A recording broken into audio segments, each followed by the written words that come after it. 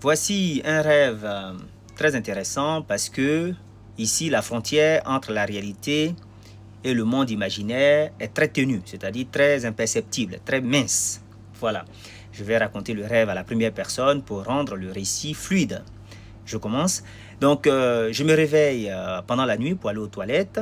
Avant de dormir, j'avais mis les écouteurs pour écouter la radio. Quand je me réveille en pleine nuit pour aller aux toilettes, la radio continue de passer et j'entends une information qui dit que le dernier vendeur ambulant de journaux de la région parisienne va être décoré par le président de la République.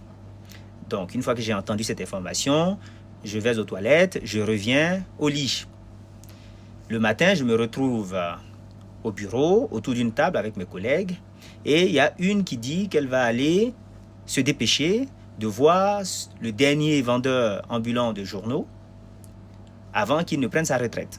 Donc moi, tout fier d'avoir entendu cette information à la radio, j'étale du coup mon savoir et j'explique que voilà, c'est quelqu'un qui vient du Pakistan, qui est passé par l'Afghanistan, c'était un enfant des rues, bref, j'étale mon savoir, tout ce que j'ai entendu à la radio.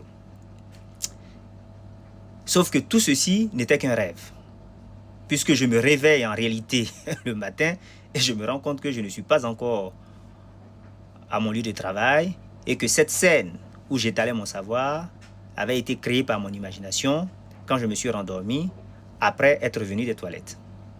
Voilà. Où commence la réalité, où finit le rêve? Telle est la question.